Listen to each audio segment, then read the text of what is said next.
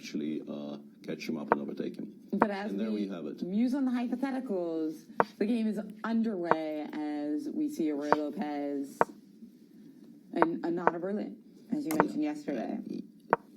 People who don't play the Berlin make it a lot more attractive to play 1a4. And bishop takes e6 is a sideline which has not been particularly popular these days, but it's a kind of a timeless classic. It gives white decent playing chances. And Magnus with a slightly unusual take on it, because the old theory, if we bring up the position they have, the old theory after knight b2 castles used to be knight c4, which was supposed to force f7, f6, and then knight h4, aiming for some concrete play connected with knight f5. Black would sometimes reply with rook f7, bishop f8, or there was another school of thought which said that knight should just be destroyed the moment it appears on f5, ef, let's say queen d5, aiming for just play in the center. But Magnus says, this is an anti-Berlin structure, and I got a good version of it, and I don't need to follow that old theory. So he goes a4 instead. Black replies with a5, b3, f6, and only knight h4 here. So a similar idea by Magnus, but with a slight new twist. Knight f5, knight e6. Ding seemingly not a believer in bishop takes f5 here. And now knight to c4 by Magnus. So we get what we normally get in the structure, but with the a4 and b3 included, and black having played a6, a5, which is not always so great, because sometimes that knight on c4 needs to be chased away by b7, b5, and that is made slightly more difficult by having the pawn on a5, which might drop after a b, c, b, and knight takes a5. And Magnus quickly taking on e7. After b6, yeah. He's taken on e7. Takes. I guess he will switch now to some play connected to f2, f4, maybe even immediately, but no, he prefers to wait for the time being. Knight e3. I used to think, as a Spanish player, I've played the Spanish with black my entire life. If you showed me this position when I was a kid, I would say black is slightly better. Now I know it's not true, but I used to think, how is this ever a problem for black if I can play c5, put this knight on d4, and just cruise? And then why did you see the light? What was it that showed you that white actually is better? Well, the whole structure has been discussed so much these days, in particular through the, not via this line, but via the anti-Berlins, that you begin to realize that even very slow play connected with, let's say, g3, king h1, and then f4 is often quite a problem for black, and it's very difficult to create much in the way of counterplay. Yes, you get your knight to g4, but white could actually play around it, so to speak, ignore it and just continue with his play on the king side. And this is also, I think, two blitz games in this event, and potentially more if they face off in London in the finals. Yeah. So queen d2, bishop b7, quickly played by Liren.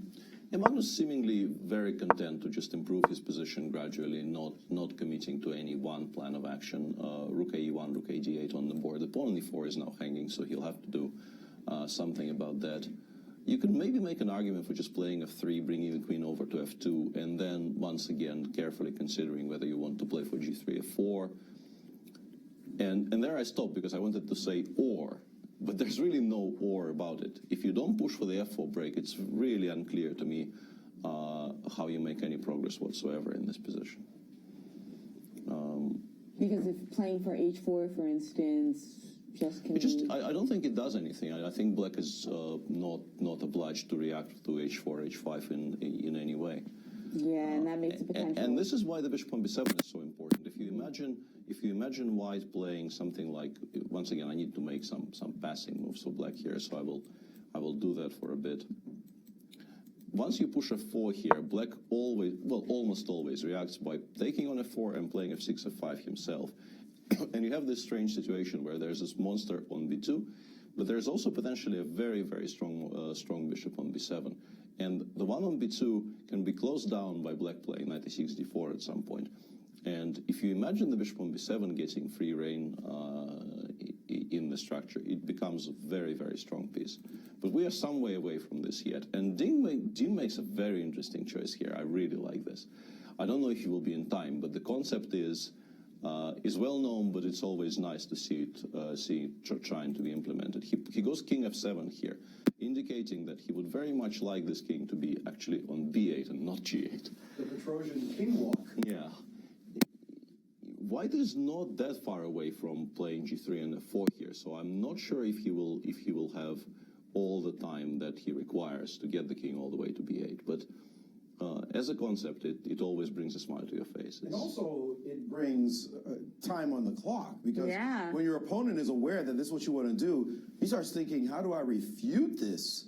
Somehow, I anticipate this particular maneuver since you know it's strong. And what it adds is not only when your king gets over there, it's not only a measure of security as Magnus has finally moved his queen to f2, it's not just a measure of security, it also allows you to begin your own pawn storm on the other side. Absolutely. And by getting the king, and the king is now on e8, queen h4, quickly on the board. I don't know if this stops him from playing. Well, if you move your king to c8 now, the pawn on e5 will hang. Yeah, but you can maybe spend a tempo on playing rook d7 and do it this way. And he's immediately gone to d7, and we see this amazing prance across the board by the king. But as you mentioned, Jen, there's no king c8 right on tap. Actually, bishop e5, g5 would still work for him. Good point. Good point. Good catch. Do we need to react to knight d5 is the question. Can we, because if we can take, I think we should take something like this. If this doesn't lose, you probably should do it, but there's queen g4 check. It feels awkward. But the thing is, I think you can just say, okay, what have you achieved? Oh no, maybe you have actually achieved something. So knight d5 becomes a very crucial thing to calculate right now. It needs to be assessed correctly, because if you give black one more move to play king c8, he basically achieves his objective and should be doing fine. I like knight d5, there's queen f7 though. And f4 doesn't work. Yeah. f4, you can take on d5 and now take on f4. Yeah, f7 is of course a better square than g7 because you have more things under control there. And fe5, I mean, it looks beautiful, but it does nothing at all, and black will convert eventually because there's no attack. The bishop on b2 is not participating in any of this. And Magnus goes f4 straight away. Whoa, this is very interesting. Okay, so what's his idea if knight takes f4? Yeah, I'm trying to figure this out, and so far coming up short. I'm not sure what this is. Maybe he wants to go g3 and then knight g5. Feels very speculative. Feels like it's a move you play in blitz. Is there bishop e5 here? No, FE, no. Just fe. No, there's rook f4, knight g5. But once again, I'm having a very, very hard time. And Ding is as well. Ding Liren is, as he's taken on f4 to challenge Magnus. And that's the thing about that king maneuver. As he has sacrificed the exchange, is it does get your blood boiling, and Magnus said, g4, I guess. I wanted to go for this play very quickly before anything else, before that king actually reaches the c8 square, and for the moment it is not there. But what does he do about g5? G5 queen h6 is his point. So he's just trying to take the dark squares. He's playing against the weakness on f6, and he's also playing against the fact that black is currently in the middle of the king walk and has to solve immediate problems. What an awesome concept. I love this. F4, I mean, I don't know if it's like the best combination ever, but it's just such a creative idea. It is a very nice idea, and also it reinforces what we were trying to say, that the plan of getting the king over to b8 is extremely strong if it prompts Magnus to go for this sacrifice, just to not allow black safe passage. Yeah, that's so instructive. That's what you're told. If the king is unsafe, you just have that one moment to maybe break open the center and take advantage of it. If you let that moment pass, it's gone forever.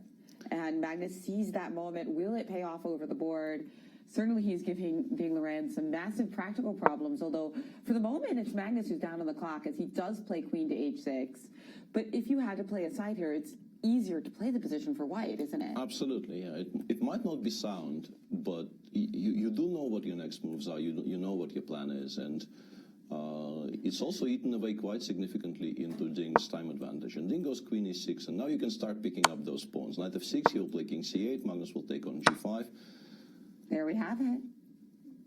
As this is a brilliantly played game by both players so far. F3 might be very strong, and yeah, this is what he does. F3 with the rook g8 idea. Yeah, GF rook g8 just loses on the spot. This is problem times for Magnus, because even though you got back something, the reality is black is perfectly safe now with the king on c8, and he does have a pair of Rook rooks, G8 anyway. which he has now played Rook G8, and it is Magnus who is in trouble here. He had to take and capture, and the G2 pawn is going to drop, and his initiative... More importantly, the C2 pawn is going to drop, and then the full structure. It is completely winning for black now. This opposite colored bishop is this the first time we've seen Magnus in dire straits as Rook G2 check is on the board, and I mean he's completely busted. Don't trade queens, just attack the king like crazy. Magnus is lost. Objectively, this has to be pretty bad for white, although you still need to play precisely, and queen e5 is a very smart move. But wait, queen g6. Queen g6, how do you deal with the mating scenario? You mean this f2 coming? Yeah. Or some weird rook move. I mean, your g2 square is tenderoni, and he's found it. There it is. And Magnus is dead. He has to find something, but it's lost. To illustrate Maurice's point, if queen e7, there's just rook takes h2. That is correct. And That leave is on the not next leave. move. That is.